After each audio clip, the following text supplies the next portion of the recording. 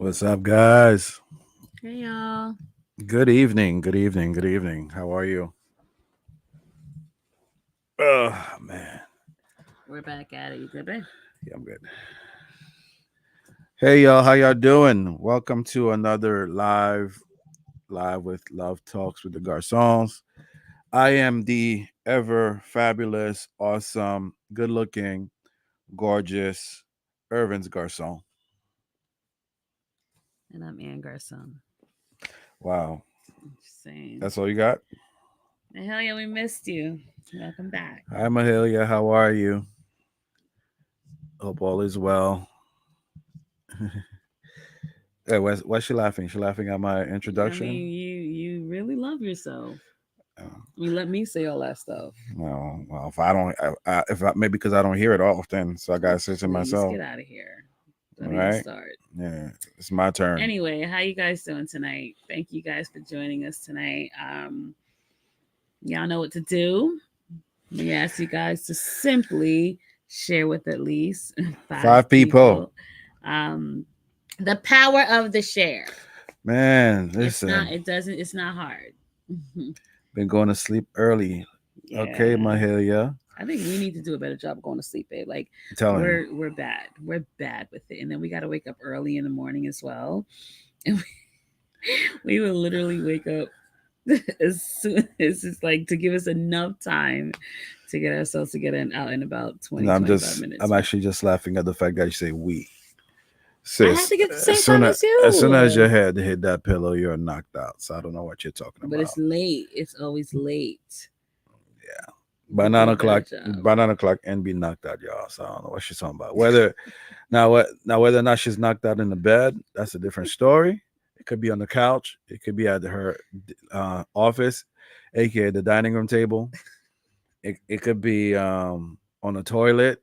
Don't play yourself. Shut up. Wherever she could just fall asleep, she would fall asleep. So I don't know what she's referring to the Whatever. whole we thing because sis be sleeping.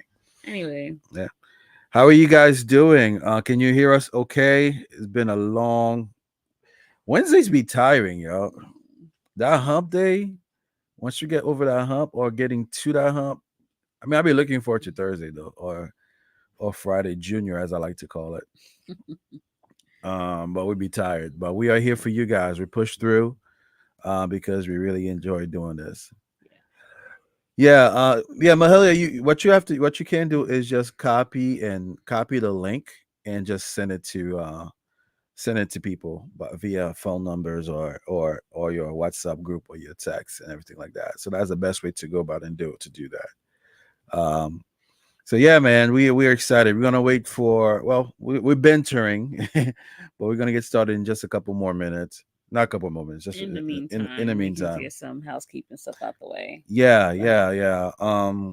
Guys, as we announced last week, and we'll keep announcing over and over again, and probably towards the end of this live, we are moving to the next phase in this love talks thing, taking things, making things very more professional. We are happy, as we announced last week. If you guys did not know, we just launched a brand new website that we would love for you guys to participate and take a part of and go visit it. And also, we would love for you all to join our mailing list. Okay, we have some really great things coming up that we want you to join the mailing list. Yeah. Our we attended our very first vendors event. And we were able to really just kind of get our name out there. Garcon Collective. And it was really exciting. So we're really excited about what's to come. Yeah, And we're so glad to always share like the first news with you guys because y'all are our OGs, y'all are our family, and you guys been rocking with us. So we thank you guys once again. But definitely visit our website, www.gcventures.org. It's on the bottom of your screen. Visit our merch store. We had a couple of purchases, so thank you to those of you who have been purchasing from the store. You guys are definitely helping us out because that's it's making a difference in our lives. And the merch is pretty cool. Like yeah. I gotta say, like It's pretty dope. So get something for yourself, get something for your family member, If you're as a liking, gift for if you're liking somebody. my beautiful, wonderful, what call these kind of hats again? Bucket. Bucket hat is available on the store. You can go ahead and purchase that on our store, and the shipping is pretty fast too. Just go to gcventures.org, place your order, and it'll come to you within the week. So that's a pretty dope thing. Yes, So definitely, you could support us that way to help us to spread the word about our overall brand and the things that we are trying to do. So, Love Talks is basically it's actually a baby company under our main company, which is GarconCollectiveVentures. So when you go to the website, this is what you will see. But you also see a tab for Love Talks with the Garcons, and so that's gonna be awesome for you all to do, right? All right, that's all housekeeping. right, I think we should get started Let's get with all started. of our 5 people. What's going on, um, IG? Let's see what's going on Instagram. We have a few people on Instagram. Who do we see y'all didn't even here? tell us where y'all watching from, but it's okay. Y'all don't want to talk tonight. We'll do all the talking. Yeah, That's cool. what's That's going cool. on? What's going on, Salem on Instagram? I see Junior Codell. I can't see everybody, but there's some of you guys on Instagram. I think Jane is on here. Thank you guys for pulling up on us tonight. Cousin, our cousin Gene is here, Mr. 51. You're getting old, Brody. Yeah. Aaron, what's up, Aaron Kelly on YouTube? That's Hey, my Tamar. Hey, Shy. yeah. Aaron is one of my. I like to call these are grown people. I'm calling kids. These are one of the young men that I no I did premarital counseling for him for his wedding. So what's going on? Hey Tamar, Pakapala, appreciate you. Appreciate you for being here. And if you're here, if you want to shout out, say something so I know who you are. I know you guys are here, but don't be shy. All right. So So this month we're in the month of May, yeah, and month. Let's start over. We're in the month of May, yeah, and month is considered Mental Health Awareness Month, and we didn't want this month to go by without us really attacking, the topic of yeah, mental health in relationships, yeah. because it's real. It's real. It's real. Now, as I was thinking about the just the topic of mental health, although it's real, right? It's not normal. Mm-hmm. And I wanted to really normalize that, right? That poor mental health is not normal. Yeah. Yes, we can accept it to know that it happens, right? People get anxious, people go through depression, people go through Anxiety. anxiety, same thing. Oh yeah, my bad. People go through Depression. You said depression. bro, are you listening to me?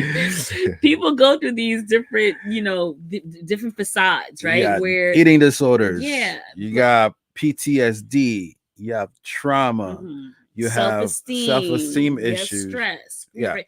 But it's not normal, right? And so when you find yourself in these spaces, something has to be done. But let me challenge your thinking just a little bit though. What do you mean by it's not normal? I think you have to define that a little bit because we're living in society now where society want to normalize certain things that people go through for the sake of empathy, for the sake of community, for the sake of you're not alone, right? Uh-huh. But for you to say it's not normal, but when you try to normalize it, I think it's want to kind of make a distinction about what I'm you mean. trying to normalize that it's not normal.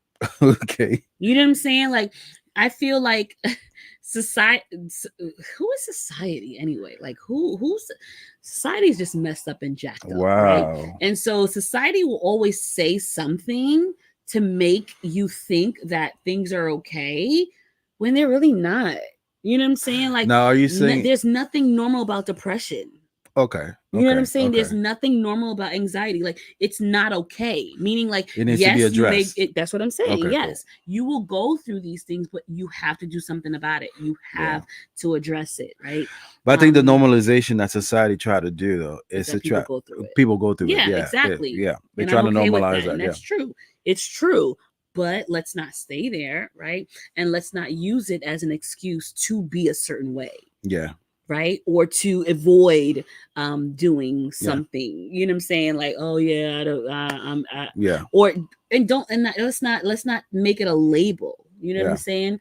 Um, It's like Mahalia just wrote a pretty good point. The word normal is used as a term that is widespread.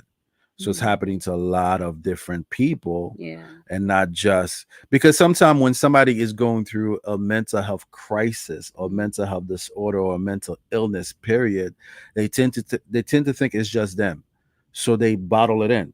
They don't share it. So I think society does a good job in exposing it in the terms of everybody, majority of people, not majority of people, a good portion of people, a great percentage of our country is going through it, right? Which is very interesting because this is where also culture play a role in it. Here in America, you are you are welcomed to feel, to process your trauma, to to acknowledge your mental health situation. Whereas some other nations, you're taught to be resilient, not to address it. mhm. Um, but then when we don't address it, we don't address our mental health situations, quote unquote, it impacts everything. It impacts our well-being. It impacts our ability to function, especially depending on the level of resiliency that somebody possesses. And Right? it affects the people around you, Yeah. right? It doesn't just affect you, and that's why we're kind of bringing it into the relationship realm, because your mental health doesn't only affect you, it affects everyone around you. Yeah. Yeah. So imagine you in a relationship with someone who is experiencing some mental health issues, right? Mm-hmm. And it's not addressed. The person now, like you said, is not functioning properly. Mm-hmm. um and whatever that looks like, it affects me. Mm-hmm. And so so then you can now, your poor mental health can now affect my mental health. Yeah. You know Yeah. what I'm saying? And it causes like this cyclical thing where we're just getting worse and worse. You know what Yeah. I'm saying? Yeah. And so that's why we really wanted to shed some light on the importance of addressing where you are. First of all, assessing Yeah. where you are, right? If you know that there is something wrong, like, Mm-hmm. bro, when something, like, your body is set up in a way, God created us in a way where if something is wrong, our body will tell us. You know what I'm saying? Like, you know, if you're about to catch a cold, you know, if you're getting a headache, you know what I'm saying? Like, Yeah. you go through those feelings. And so your body, like, your body's telling you, so you know when something is not right. But when you are quiet about it, it doesn't help it. It Mm-hmm. just makes it worse. And that's Yeah. why we're talking about addressing the importance of addressing um, Yeah. the issue. Yeah. I'm gonna save that. I'm gonna bring that comment up in a little bit, but I'm sure folks could see it already. And what we have to understand in terms of normal, I work with children, uh, and oftentimes I have kids as young as in elementary. I had a first grader recently telling me that they want to harm themselves. And the reason why they want to harm themselves is because they feel like nobody loves them. The reason why they feel like nobody loves them because it gets screamed at by mom and dad. And so he feel like nobody loved him. And I was asking him because when I assess kids when it comes to when they express suicidal ideation or homicidal ideation, I ask them certain questions like what have you been thinking? Have you ever had any thought about how you harm yourself? And this little first grade boy, 6 years old, told me how he would harm himself is by throwing himself in a garbage truck, right? In the garbage truck, because he knows what happened with the garbage truck. It They squishes they you pick up the out. garbage, they put it in it, they pull the lever, it squishes you, and it feels like that's what he would do to kill himself, or he would snap his neck. That's what he said. And this boy is 6 years old, and That's in response to him not feeling love, feeling that his mom and parents are always screaming at him when he does something wrong. Now, there's absolutely no way we could say that's a normal reaction Mm. to the situation. So when people are saying that, it's excuse, it's people just not being resilient, we all can assess what is a normal reaction to certain situation that we can see there is something wrong with that response and that intervention is needed, right? And so it's super important that we are having these conversations, because these mental health and these disorders and all these other things, they are an impact in relationship, right? When you think about what trauma people bring to a relationship, when you think about the post-traumatic stress, the disorders that they bring into a relationship, when you think about in terms of anxiety, people who are responsible for other people in their family, what they bring to that relationship, these are all things that we need to be cognizant of, because they will have an impact in your relationship, and we have to be able to name it, right? And so mental health is a state of well-being that enables people to cope with stresses of life, realize their abilities, to learn well, to work well, and to contribute to their community. So that means if someone is unable to cope with the stresses of life, if someone cannot realize their abilities, if they cannot learn well, if they cannot work well or contribute to their community, they are not in a good state of well-being. So their mental health is not where it needs to be. Does that make sense? If this is what, let's think about it logically. If this is what it means to be to be in mental well-being, and we are not able to function in those areas, is the opposite. Those are the things that need to be addressed, right? So now, this brings me to this comment that was made. I wanted to save it. Aaron said mental health has been weaponized and commodified. Anxiety, depression, these words have become a crutch to the world we live in. Now, I 100%, 1,000% beg to differ. We beg to differ. Because to say somebody's condition is a crutch, that's just being dismissive.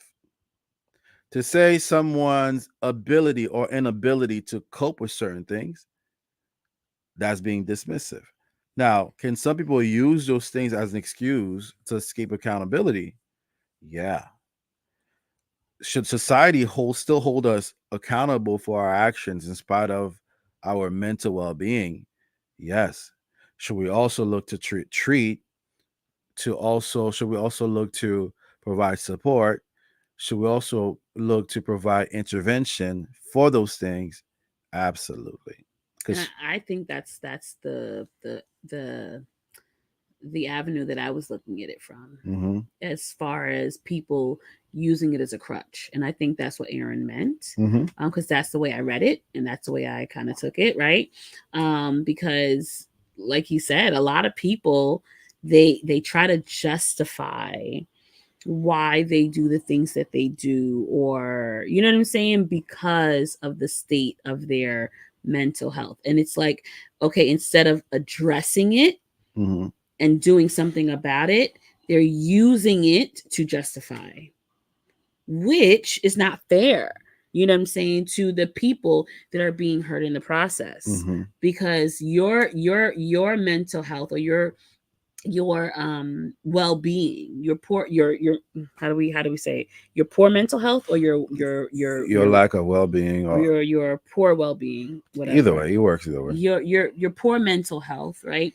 If the way it affects others, um you have to understand that it is affecting others, you know what Mm-hmm. I'm saying. And so if someone expresses that to you, and all you want to do is saying, I can't do nothing about it, that's just where I am, Yeah, that's using it as a crutch. that's That's not being responsible right? Mm-hmm. With where you are and how you're treating other people. And with that part, I definitely agree. I can understand that. But at the same time, I think we just have to be very careful not to dismiss it. Yeah, yeah, yeah. Yeah. And that's the thing. That's why I said let's normalize that mental health, right? Mm-hmm. And how important it is to be in a good state. But if you're not in a good state, like please Mm-hmm. do something. Cuz like okay, you're in this field, right? Can it get like the, are there levels to it? You know what I'm Mm-hmm. saying? Like, so let's say anxiety, right? If someone is really anxious, like panicky and stuff Mm-hmm. like that, if they don't treat it, it gets worse and It worse gets and worse. worse, Yeah. right? And so if you're at the level, if you're at like level 1, you know what I'm saying, or stage 1, it's the perfect time to try to address it so it doesn't get Yeah. worse.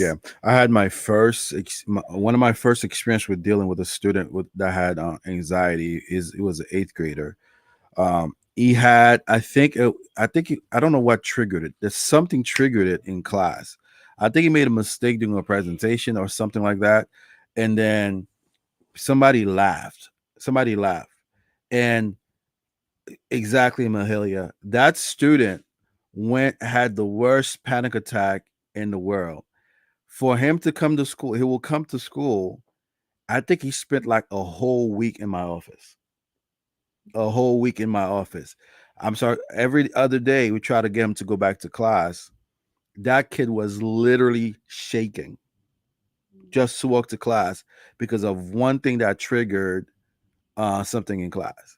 So gradually, I had to gradually get him back to class. I think it took about maybe 2 weeks. We went from him being in my office all day, getting work in my office, to him trying to go to one of those less restrictive spaces, like a special, to eventually it was able to go back to class. But it took so many steps. Now, at first, I'm like, you just don't want to go to class. But I'm literally seeing this kid shake as we attempt to walk to the classroom. And once he get there, he just froze. Like no words. He went mute and he had to go back to my office. Now, again, I could have said easily, he just didn't want to go to class. He didn't want to be in the space I was going to do the work, which is not true because he's in my office doing the work. It's just being in that space was not easy for him to do. And Mahalia also said, I don't think anyone wants to use that term of diagnosis to get over, right? You may have some people, and now let me just say this. One thing that Ann said, and I agree with 100%, I think it connects to what Aaron was saying. I think based on our experiences, our traumas, and everything we experience, it should not be a situation we allow ourselves to get stuck there. To be like, this is my story, this is my experience, this is what I went through, and there's no real effort to get better, to improve, to heal, right? That should not be the trajectory because there's no trajectory. You're stuck in a rut. Mhm. There has to be intentional steps for you to become better. Because in the context of a relationship, if you do not get better, if you do not deal with the anxiety, the depression, the stress, the trauma, and everything else, every other disorder that might come along with it, it's gonna be very, very difficult for the partner that you're gonna get with. And partners who are not dealing with mental health issues, you have to really ask yourself the question, can I deal with someone who is presenting these issues? So it's a two-way assessment. It's a two-way assessment. Am I ready as the person dealing with mental health situations in a relationship? Am I ready to get in a relationship, or do I need to do the work that I need to do to overcome? And you who have an idea of this person's presenting disorders or situations, are you able to accept them the way they are? But then, okay, we're in a relationship. Mm-hmm. I go through a period of depression. Mm-hmm. How do you help me? Be there. Got to be there. I'm not a clinician. I'm not a clinician. All I could do is be as supportive as I possibly can. But some people decide the psychosis is to a level where you're not able to help that person, right? And so you have to ask yourself, can I handle being with this person the way they are? Now, we can go so many different ways with this conversation. We can also talk about mental health as it relates to mental illness. We can also talk about mental health as it relates to personality disorders, right? There are people who have some really terrible personality disorders. They're not even flaws anymore. Being a narcissist, that's not a flaw. That's a disorder. Stay away. Can you handle that? Stay away. Can you handle Stay away. that? Right? Don't even try to handle it. Right. I think there was and I'm not going to name the person. I'm not going to name the person. Well, a friend of ours was telling us of a couple because you guys know we tend to have guests that come on the show. Call it the show prophet. That's prophetic, right? We get people that come on the podcast, and a friend of ours was saying, "Yo, you guys should have this couple come on the podcast." The husband has had to deal with a lot of psychotic breakdown of the wife. You know what I'm talking about. Okay. You saw the video. So he had to deal with a lot of psychotic breakdown from his wife.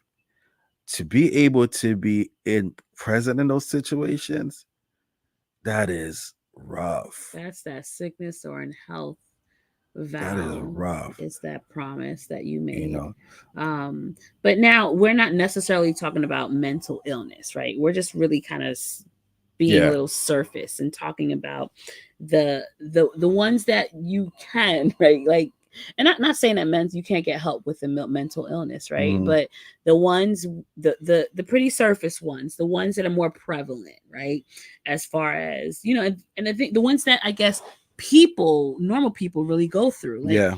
we all go through anxiety sometimes. We all go through panic attacks. We all go through bouts of depression. Mhm. But how can we support our person Mhm. in those times? And I really don't want us um to undermine the power of prayer, right? And how sometimes when you don't know what to do, right, Mhm. all you can do is pray, Mhm. right? Especially if you're not a clinician, um you're not well versed in this area and how to help. Like, the one thing that you can do, or what the main thing that you can do, is pray for your person and bring them before God, and then you can seek out some help. Like, Yeah. if you can find someone that knows someone, you may not know the answer. If you know someone that does know how, Mhm. then you really kind of seek, because some people, when they're in these states, like they Yeah. can't get themselves out. Like, they can't do what is necessary to get themselves out. But you, as their person, um, can seek out the help Yeah. for them. Yeah. And thank you, Aaron. Aaron actually came in. He made he clarified his statement. My message was more direct to the layperson, the everyday people who are sad, feeling anxious, hyper, or angry, but place words like depression, anxiety, and other clinical terms on themselves. Yeah, that's some self-assessment, some self-assessing. Look in her bin. Look in the bin. I'm sorry, guys. We're parenting. This my son literally came down here holding a sign up like it's dark, like we're supposed to see what he's writing. right, he has a sign to try to communicate with us, so we gotta try to read what he was writing. But yeah, you do have those people, bro, and you're absolutely right. And they those are the crutch people, right? Um, but then again, it's still worth exploring whether or not it's just them placing words like placing those words on themselves versus if that's what they really feel like they are going through, right? Because a lot of times some of these terms they are ambiguous, right?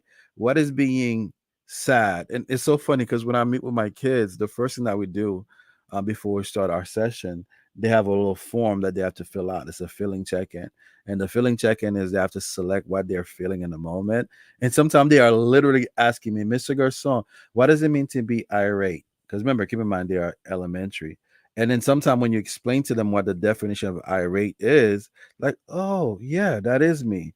Right? Because it's funny because even as adults now, our vocabulary tends to be limited to how we're feeling sometimes. Have you ever had somebody ask you, or you ask somebody, how are you feeling? Like, I don't know. I don't know, because they truly lack the word to what they're feeling right now. I'm not just sad. This feels a little bit more intense than just me being sad, right? The frequency of which I am sad is concerning to me. That's not I think normal. that's important, that word that you just said, frequency, Hmm. right? You could have a sad day, right? But if you're sad for multiple days at a time, that's when you need to pay attention to it, right?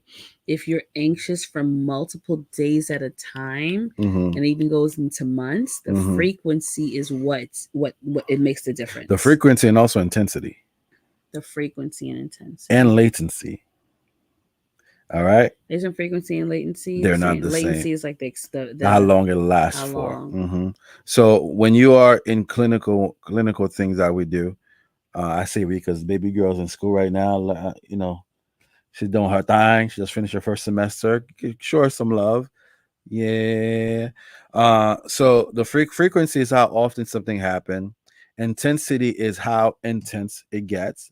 Latency, how long from the time the trigger is introduced to when the behavior comes about, right? So these are some of the terms that come along with it. So it's very important that we are being cognizant of that, because, guys, if we're not, even though there are some people who might be crutchy about the situation, but there are some people genuinely who are dealing with some of those things. And if we are not cognizant of it in the concept of the relationship, try to try to assess what is an excuse and what is legitimate. It creates a lot of space. You're gonna stop yawning on this live I tonight, know. sis. I'm tired. You're gonna I'm stop yawning sorry, on this guys. live. These people gonna think that you're bored for your own live. All right. Sorry. Okay. So again, it is super imperative that we are giving space for some of those things to take place. Okay. So mental health, how does that impact or affect relationships? Right? Um, let's start with an easy one. If someone is dealing with trauma from past relationship, whether it's a relationship that they've been in or a relationship that they've witnessed, they're gonna try to bring this stuff into this current relationship, and it could have an impact on it, Mm. right? I'm recently did did not hear. I'm recently counseling a couple, and they're having a very big issue with communication. And what's happening in their communicating, he used to be a very passive communicator in his previous relationship. He overcome that for self-preservation, He overcame for that. yeah, he overcame that for self-preservation, for self-care. He refuses to be Passive. a passive communicator anymore, period. Because the previous situation, obviously, he was being taken advantage of and being walked all over because of that previous relationship.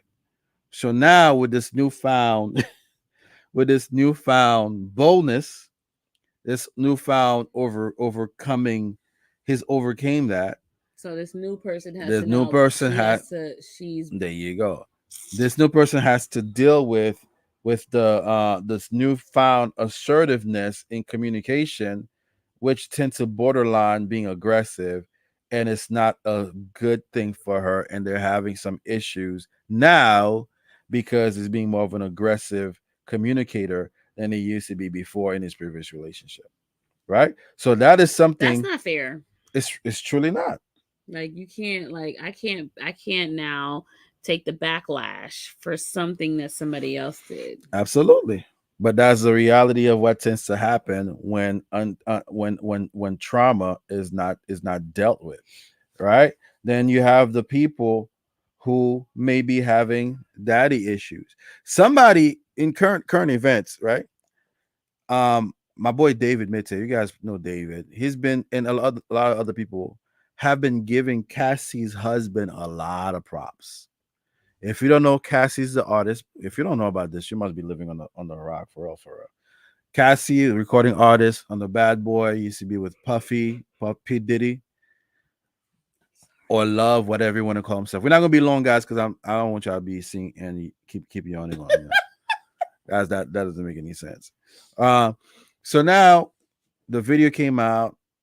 Obviously, a traumatic situation that Diddy pummeled her pretty much, and Lord knows how often that has happened.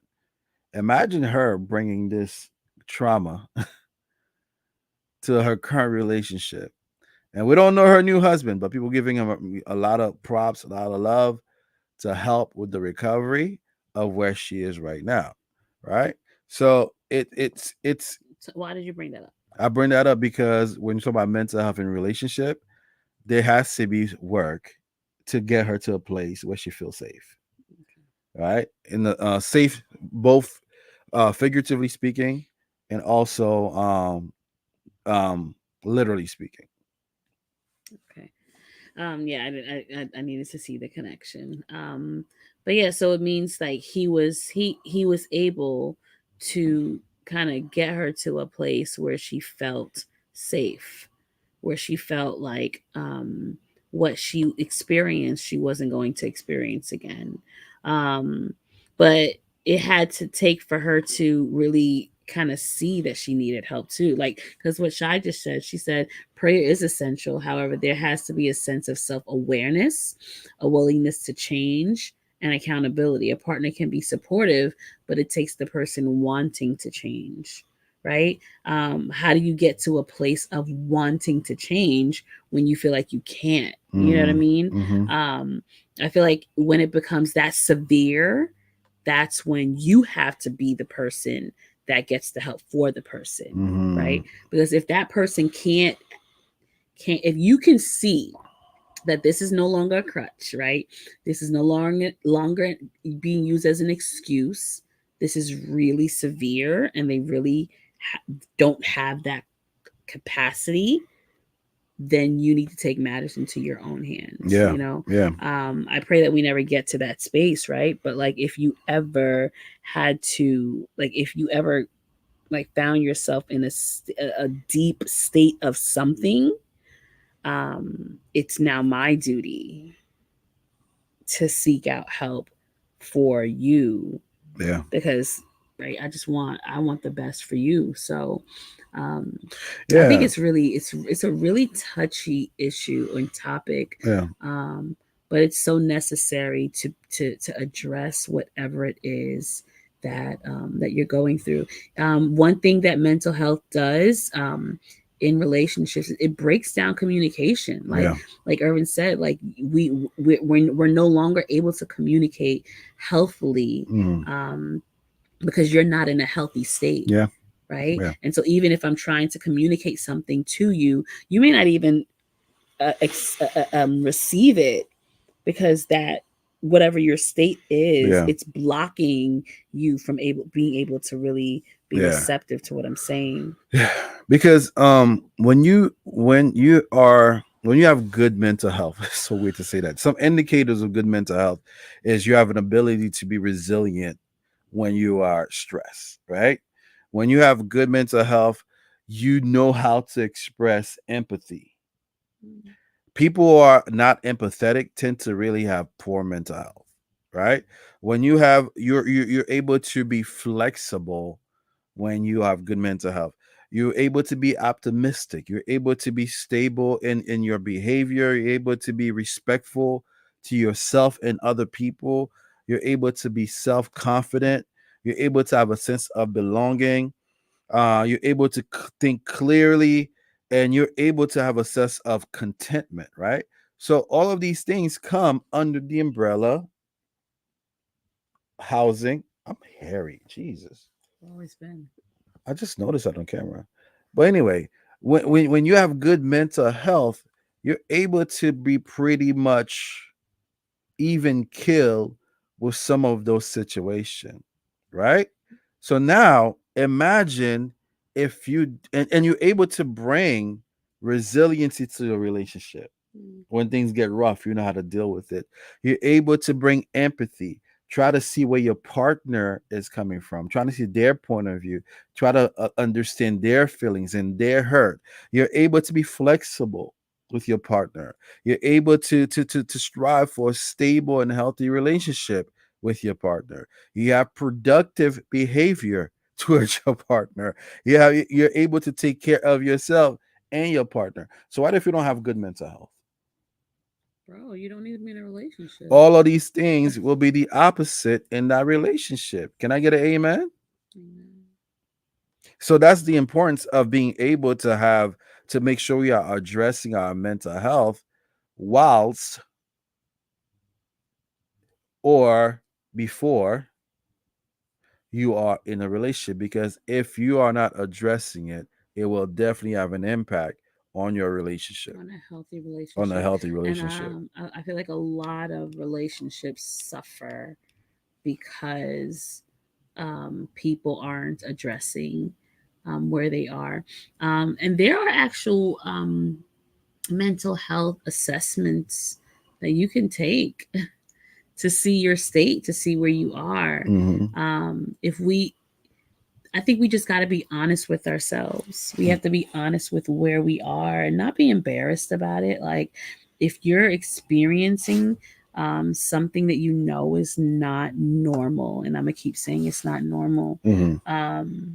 then you have to just be honest with yourself, right? Identify that this is what I'm feeling, um, and see.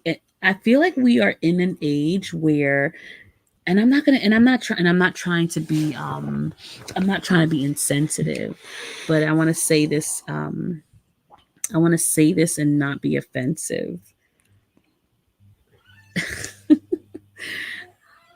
I don't like we I don't think I'm okay. scared. We're living in a day where we have everything at our fingertips. So we can no longer use the excuse of I don't know how to get help. Mm. Everything is at your disposal. Everything is at your disposal now. You know what I'm saying? Like, it's everywhere. Like, Yeah. especially in as far as mental health is concerned, out of nowhere, like millions of therapists have just emerged from, you know what I'm saying? Like, It's a big market. it's a big market now. Like, there's no more excuse to say I don't know how to get help. You know what I'm Mm. saying? So I'm not being insensitive. I'm just, y'all hear that? The baby's crying. We don't know what's Okay, she wrong. has soap in her eyes. Mm. Sorry about that, guys. Sorry, guys. Um, she should be asleep by now. I don't know why it's taking so long. But you can't. There's no more excuses. Like, Yeah. you can't say I don't know what to do anymore, because it's there. It's there. It's literally. Do you get what I'm trying to say? Yeah, but That but wasn't. here's Is a that insensitive? it's not insensitive, but there are factors. There are factors. Sadly, and I hate that this is happening in our society. Sadly, there's still the issues of insurance too when it comes to getting treatment, right? Um Okay, let's. Okay, so okay, okay. I want to kind of play devil's advocate. okay. Do you feel like talking to a friend can be therapy? No. It could help in the moment, but depending on how deep the person. Okay, for example, I'm a school counselor. I have the degree in it. I'm certified in it, right? But I'm a school counselor. I'm not a mental health therapist. I'm not a psychiatrist. Like, when it comes to like deep rooted things, that's not my specialty. You gotta. There's this different disciplines in it. There's a difference between a school counselor and a school social worker, and then the psychiatrist, and the therapist, and then the psychologist, and all of these other people. So there's different levels I here. get Now, what you're saying, but my question still remains. no, there's certain Can someone be, I don't want to say healed? the answer, and I get what you're Can saying. The answer, someone then find, like, you know what I'm saying? Like, can someone talking out, just talk, sometimes people just need to talk it out. And let's say they have someone that they really confide in, and the person gives really good advice. Can that serve as their therapist if they don't have insurance? You know what I'm saying? Like, I don't. the answer remain the same. The answer is no, because some situations, some psychosis, some diagnosis, some illness requires treatment. It's like you saying, okay, I have malaria, and you have a really great husband that's gonna rub you down with some real muscatine. Am I able to treat your malaria? It Okay, depend so on never or it sometimes. depend on the depth of the presenting situation. So, but it can happen. It could happen, but it will depend. I'm just trying to get people to just start talking. You know what I'm saying? Like, it may not. I think just first, just talk. Like, find someone to talk to. You know what I'm saying? I think that can be the first step. It's not bottled up. It's not in your mind. It's not something that you're keeping to yourself because you're embarrassed or because your culture says it's not okay to address. You know what I'm saying? Like, I think talk first. I heard a preacher. I heard a preacher recently made this something very similar. Aaron, no offense. I know I'm not connecting that preacher to you, but I heard a preacher, really well known preacher.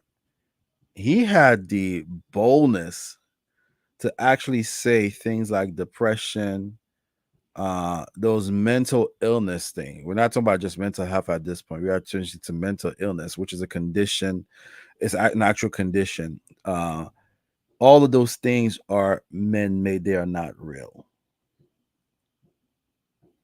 They're not real, and it's just, again, I'm just going to that with the second line. I would say from what Aaron is saying, not turning to God or not leaning on God, I guess, as a source of healing. God is a healer, but what's the point of Him creating all of this different disciplines for us to be able to have as resources? And when the healing happens, whether in the physical or the mental, all the glory, for me at least, it goes back to God. Because you know why? I believe He is the person who gives the knowledge, who gives the understanding, who gives the intelligence for all of those different disciplines have been created in the first place, right? It's almost like that analogy. Lord, I was in the water. Oh no, the person who was drowning in the sea, and they kept praying to God, God, come and rescue me, God, come and rescue me. And then here comes a small boat. They did not get in the boat, right? And here comes another ship. It did not get on the ship because no, I'm waiting on God. I'm waiting on God. And then here comes a cruise ship. They didn't get on that cruise ship either. Eventually, they drowned. And then when they get to heaven, they told God, God, why you didn't come and rescue me? I was calling on your name. I was doing this, that, and the third. You didn't come and rescue me. God said, I sent you that shit, that little boat. I sent you that sailboat. I sent you the cruise ship. All of that I sent to you. You did not take advantage of it. He's dumb. Right? Uh, thanks you, Aaron. Aaron said he wrote it wrong, so it's probably giving more context. But Aaron, in spite of all of that, there's some people. I actually literally heard the preacher said this, like all of these things are made up things. Um, I don't want to quote him wrong, but it was along the line of just lean on God for some of those things. I mean, I think we are living in a day and an age right now in our society where the church is actually doing a great thing by normalizing Jesus in therapy. And I love it. I'm here for it. Again, guys, I've worked with in a school where I've had the conversations with children who will then turn into adults that have expressed both suicidal and homicidal ideation as a result of mental health issues.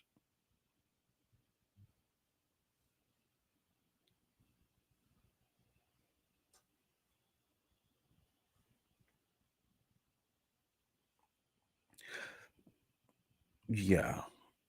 God is our source, No, it's this but one. he also created resources. Yeah. Yeah, Yeah. definitely. Yeah. I think, Aaron, you're saying the same thing you said before. What I What mean is, people don't lean on God, who is omnipotent and always there for you, infinity. So, why would people go to therapy and other great resources when they don't lean on the Lord, who is always there? Okay, I see what he's saying. Um, what he's saying is, you don't even lean on God. You don't even trust in God to help you with this. So why would you even trust in a therapist? That's what he's saying. So why would you go to a therapist if you don't even trust in God? And I get what he's saying there. Um, I feel like we have to really like give God his props and what he's able to do. Like he can, but he does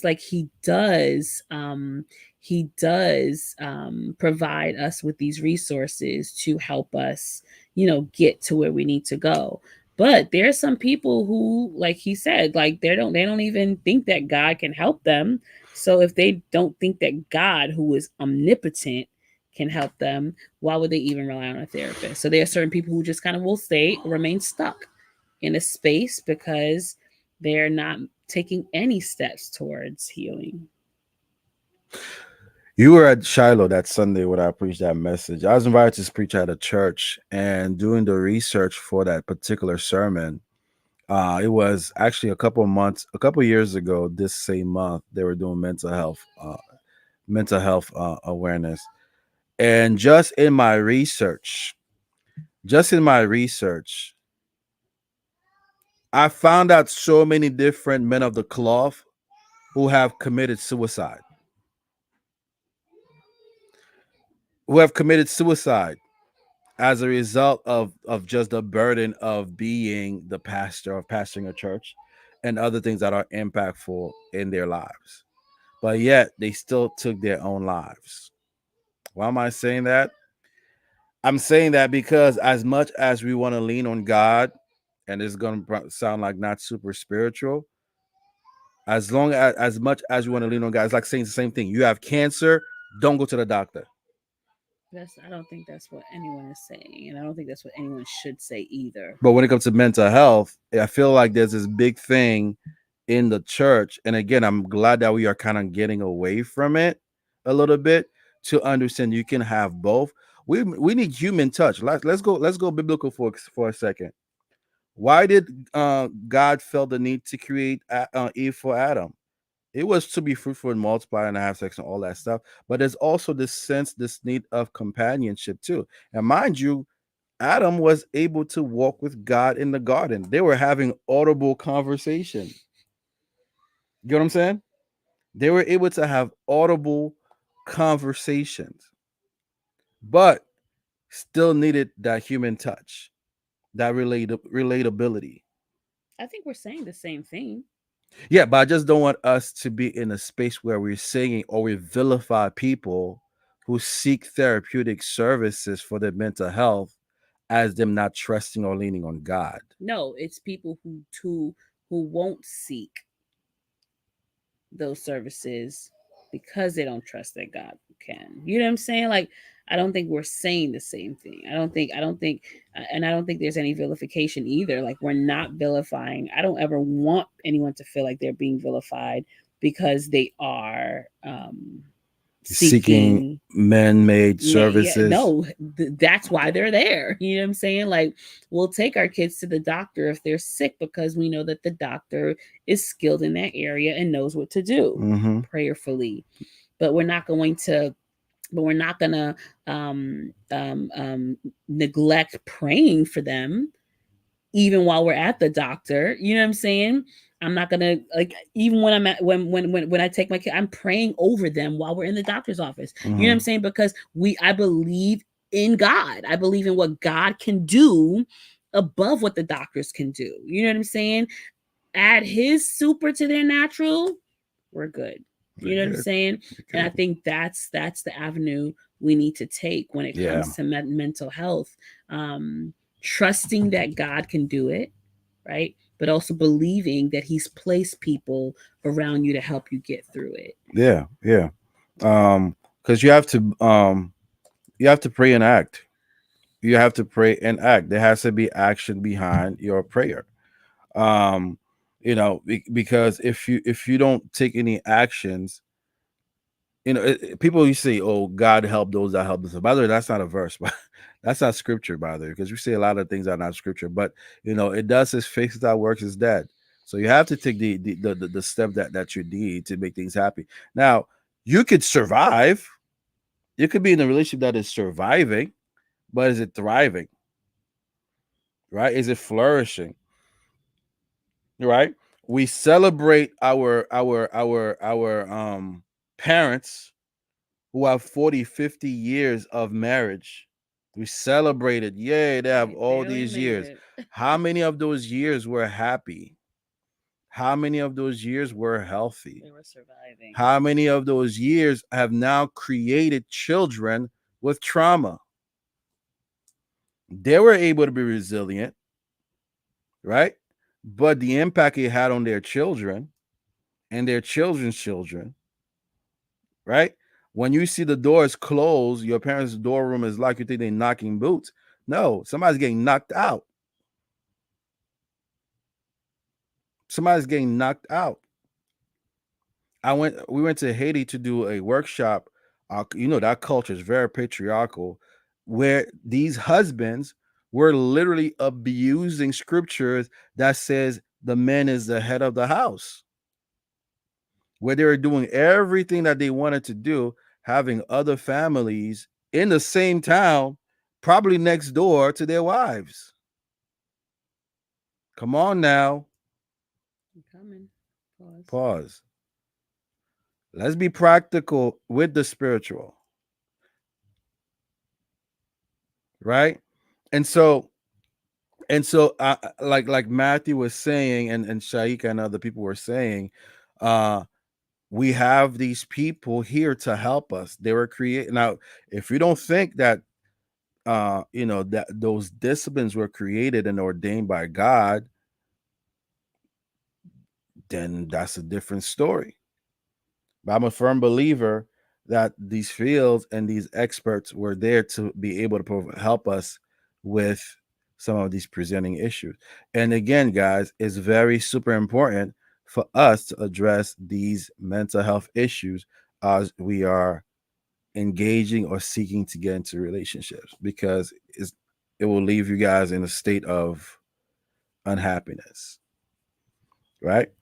Now, as Anna was saying earlier, depending on how deep, the intense the presenting issue is, you probably can get by talking to your partner, by talking to people. But guess what? Poor mental health also impact communication. How are you going to deal with the situation if you don't know how to communicate properly because of your mental, right? Um, It also affects decision making. Talk You can about it. become impulsive. Um, you can make irrational um, decisions because you're not in a good state of mind. Mm-hmm. So it affects everything, right? Like even it can affect you guys financially, right? Somebody in poor mental health can become excessive in spending. Um, Depending on whatever whatever wherever they are in their state of mind can be attached to an Yeah, addiction. You know what I'm saying? Like it can destroy a household yeah, and I think yeah, if you're not carefully taking those steps to address it. and also to Aaron's point, and what is being said, these things ha- affect both the believer and unbeliever alike, y'all. We have people who have great and strong prayer life who are still depressed. Am I wrong? Strong prayer life. They still deal with anxiety. They still deal with stress. But then it's Now their okay. coping might be a little bit better than those who don't have hope because But I think stress is a daily, like, stress is like something you really can't prevent because the factors of life, it just creates stress. You know what I'm saying? So, like, I can say, I feel like stress is not necessary. I wouldn't even call stress like a mental health issue, like, because it's so see normal. that's the And dismissiveness look at of me it. saying it's normal when I said it's not normal, right? That's and Um, also that's the but can dismiss. someone really live a stress-free life? No, no, no. Listen, Because it's even those who have money, listen even those who have time, and can you really live a stress-free it's life? not the stress itself, it's the inability to cope with it. That's a mental health issue. Got it. You just made it clearer. Thank you. There is it's as well as a ability issue to deal with So, certain okay, so are things. you saying somebody can be stressed, but as long as they can cope with it, they're in a good state of mental health? Coping, yeah, because even when you go to therapy, you're learning coping techniques. It doesn't go away, but your response to it and how it impacts you is able to be decreased because you're getting treated. You said it doesn't go away. Right. Just like if So, you have AIDS, let's use a physical. I think the physical is always easier to deal with. Look at Magic Johnson. Magic Johnson has had HIV forever, but him and the access and the treatment that he's receiving, you wouldn't believe that he actually has it to but the I don't. point that it doesn't go away. It's still in the system. Okay, but I don't. I don't know if I agree with that, babe. Because there are people who say that they were depressed. They're not depressed anymore. Yeah, they're able to receive treatment to overcome it. Okay, but But you any said trigger being could bring able it to. back. Any trigger could bring it back if they're not following their treatment plan. So it's lying dormant somewhere. It's lying dormant somewhere. Or they're able to have the coping strategies where even if because depression doesn't come on you just as depression. Start with stress, anxiety, and all build up, and then you eventually become depressed. Right? And so they're getting the strategies and the coping to be able to overcome it. But they could easily, not easily, they could potentially go back if they're not using those strategies. Hmm. You and Aaron are like the same. You like, I think you guys are very in the spiritual, which is not a negative thing. That would tend to dismiss the real uh, in the moment practical human experience that some of those brings. But I think, I'm in the field. I deal with it every day, so it's a little bit different for but I me. think it's a good. I think it's a good perspective to have, honestly, when you are so sold out on what you know that God can do. Um, Not saying that practical things are not important, but knowing that practical mixed with the spiritual is what really will get you your results. Like, and really relying more on the spiritual to know, like, this is God, like he is the goat. You know what I'm saying? Like, he has all the power. Um and Can I throw a wrench in what you're saying? let me finish. Go ahead. He has all the power, so it doesn't matter um what anybody thinks, like, because it's not really about what you think, it's about who he is and what he can do. I feel like that's a I don't see anything wrong So with that. what do you say of the people who are not believers, don't know the Lord, don't believe in God, who dealt with these things, went through treatment and are healed? What is there to say about them? No, are we saying the only source of the only source to overcome these things? And guys, if you're watching, don't think Irvin's don't believe in God. I'm just on the more I balance the spiritual with practical, right? So those people who get healing through therapy, they didn't necessarily know God, but God placed these therapists in their field of specialty. Hmm. to deal, because like the word says, God causes the sun to shine and rain from both on the believer and unbeliever. That's where grace come in, right? So with those people who did not have God to lean on because they're not believers necessarily, does not negate the need for mental health services. I don't think it does. I think even with those who didn't know God, God was still acting on their behalf. You know what I'm saying? Like God is God. Like he does what he wants. But the believer who knows better, right? The believer who believes, and I want to talk about the believers who actually believe, because there are believers who don't believe. But the believer who believes that God is able and doesn't really rely on his power Mm-hmm. or lean on his power, it's like you kind of you're forfeiting certain things that I guess blessings are attached to it. Like what? It could even be the process or the how long it takes for you to go through your healing process. You know what I'm saying? Mm-hmm. Like um, I don't know. I just choose to believe. I choose to believe wholeheartedly, like full fledged, no holds barred, like period.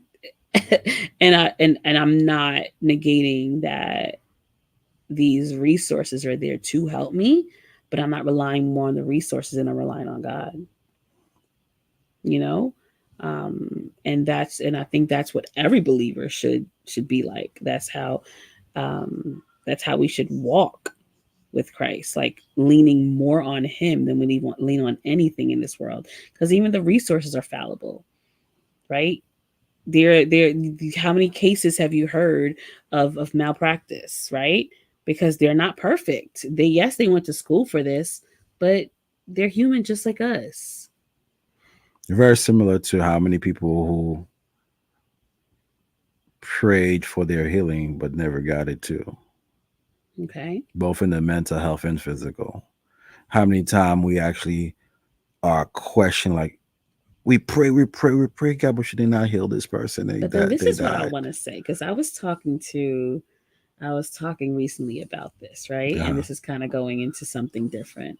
Are we off topic? We're off topic. Kind of, but Yeah. I think it's okay. This is what we do. Thank We you guys talk. who are still rocking with us. What does Aaron say? I do not believe you can lead a full life without God. You can be upwardly mobile without God, but truly at peace and fullness cannot exist without God, in my opinion. I'm right there with you, Aaron. Because people like listen, fullness of joy is only found in God. I don't care what anybody says. The word is what it's what it is what it says. But this is what I want to say also. I was actually talking to Shy, and we were just talking about how um we've come to a place where we have made a lot of God's commands an option.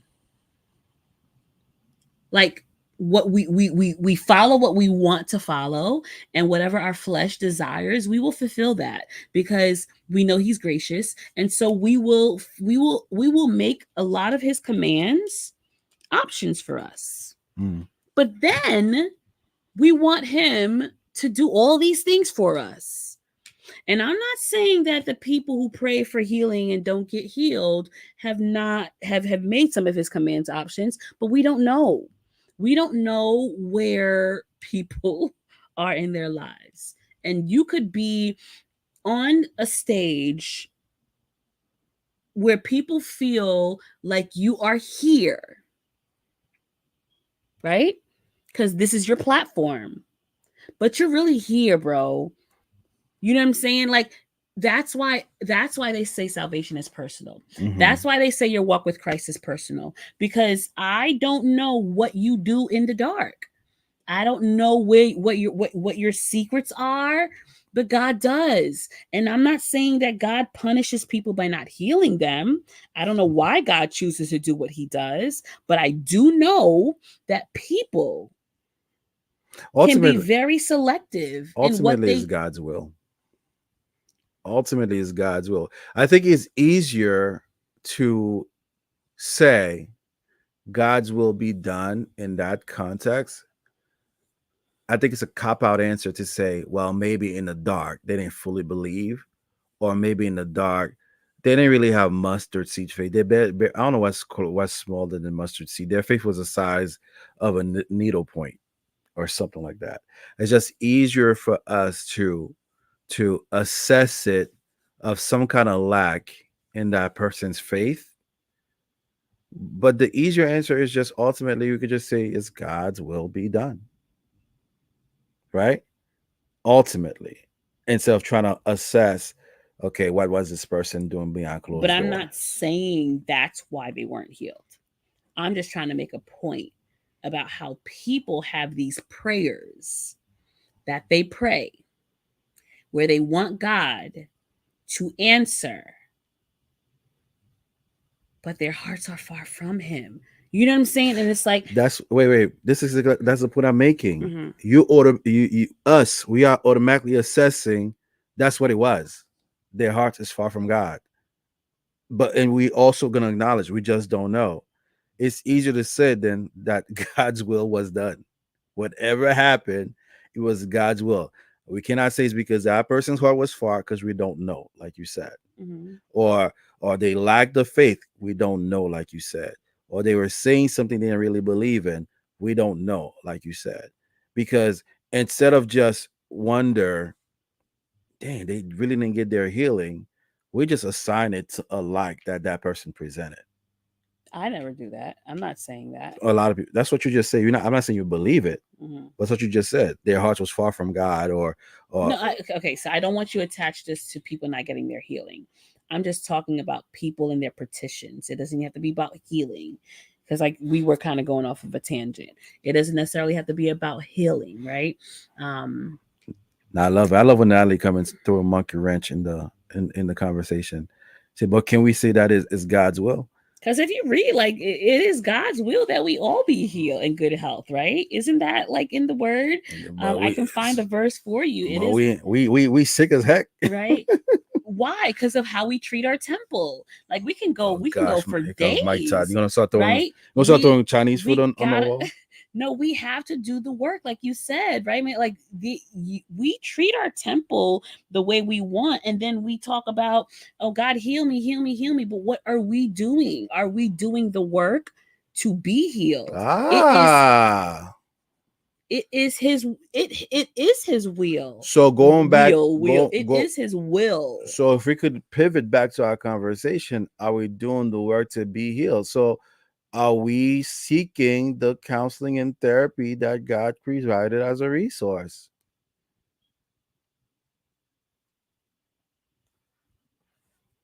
We need to seek it. That's a yes, of course we need to seek it. Or do we just keep praying? We pray and seek, Oh, okay. right? Isn't that a verse also, right? Faith without works. Like you got it. But what does it say? Faith first. Faith without works. It's not works without faith. Faith comes first. My faith in God is what grounds me, is what anchors me. This is what I'm going to believe, and then I will trust in what He's providing on the I'm outside. laughing because it sounds like those preachers. What word came first? Okay, because this word came first. It's not interchangeable, right? There's a reason why He wrote faith first. Nothing in the Bible is there by happenstance. The sequence and the order, none of it is there by chance. Yeah. Natalie says, Now faith is, yeah. right? And so if it says faith without works, But why are those men perishing? They lack to do what they're supposed to do. no, perishing is a part of the plan, bro. You say if it's got Since the fall, like everybody's gonna perish. yeah. Like it's His will is that we do, that we are to be. I want to find that verse. Go ahead, read what she said. What? Shaika said, "Are we eating right? Are we exercising? Are we taking accountability? Are we talking to counselors? We have to be intentional, not passive, and then blame it on not being on that being." I agree. And again, this what? Okay. And the same thing is applicable to getting healed for our mentals. Gotta do the work. We gotta do the work. God wants us strong and vigorous, right? Um, John, 3rd John 1 verse 2. Mm-hmm. Let me read it. 3rd John 1 verse 2. Turn this into a Bible study tonight. It says, "Dear friend, I hope all is well with you and that you are as healthy in body as you are strong in spirit." But I don't think that's the one I was looking for. Yeah. But it is his will for us to be healthy. It is his will for us to be whole. You know what I'm saying? So sickness is not a normal thing either. And I will be bold enough to say it. Well, Sickness is not a normal thing.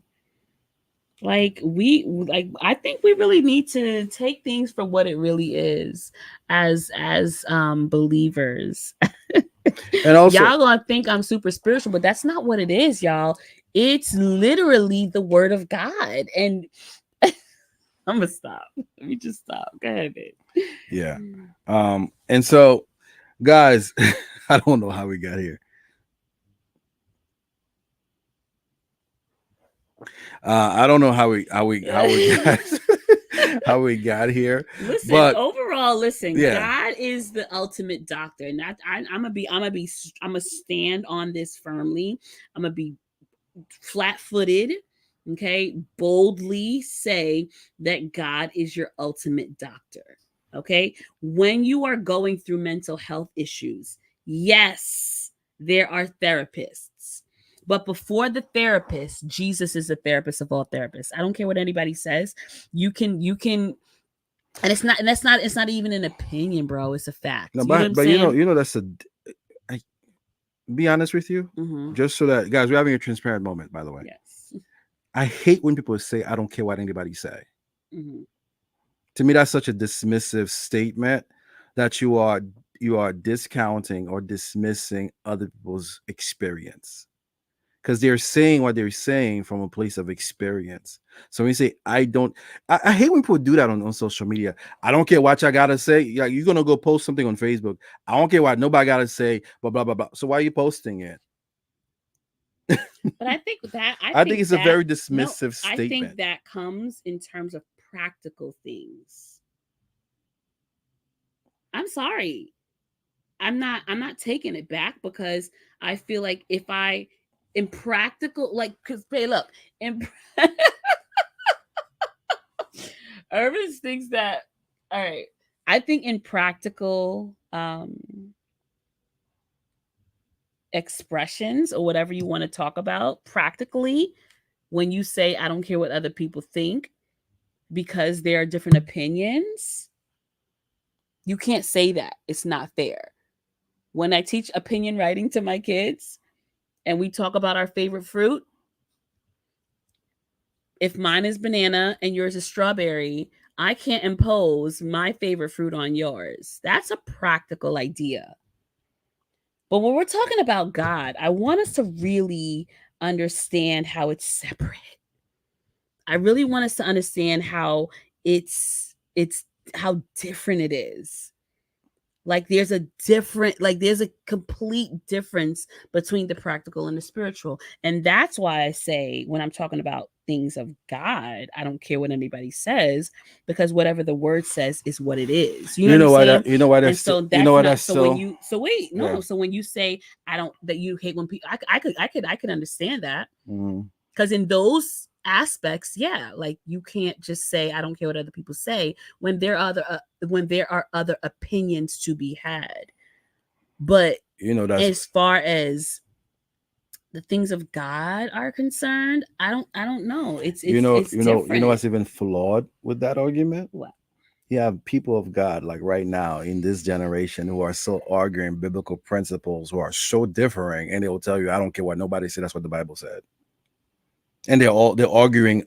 They're both arguing from the standpoint of Bible. I'm not talking about things that are debatable issues in the word. I'm just talking about the power of God and who God is and what he's able to do. I don't care what anybody says. That's fair. He is that's why when I say I don't care what anybody says, that's not debatable. He is all powerful Yeah.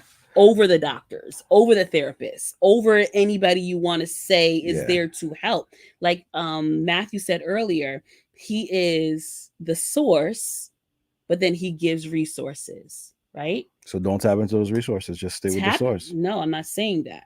Make sure you tap into the source first. Okay. Because if he's the one that gives the resources, why not tap into him for it's almost like I'm gonna make a good analogy. Give me some time to think about it really well. No, promise you. um it's like saying it's like okay, Take your so time. let's say, okay, so I'm gonna talk about my hair, right? I have sister locks in my hair. If I get into a room with the woman that created sister locks, oh, I'm going to ask her all the questions. I'm going to sit under her and kind of learn all that I need to learn, because she is the creator of this thing. Yes, you have these sister locticians that can retie that, but they learned from the greatest. So I trust them, yeah. But if I get in the room, if I have access to the creator,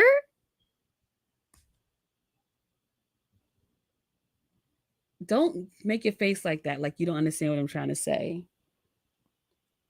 How you got that interpretation? Because your face don't look right. My face don't look right. You see, Guys, you get what I'm trying to say. Like, if I have access to the creator of the locks, I'm going to sit under her and try to learn all that I can, because she's the goat. She's the one that came up with the idea. She's the one that, you know what I'm saying? And like all those who are under her subordinates, right? Yeah, I trust them, but I don't trust them like I trust her. right. Yeah, guys. But ultimately, I think we. You just didn't even had no No, but here's the response to thing. that. Ultimately, I think we are saying there's there's a grain of agreement in what we're talking about. When it comes to mental health issues and relationship, bringing it back to that conversation, it is super important actions are taking place Yeah. to address the mental health situation, or it will definitely impact your relationship in a negative way.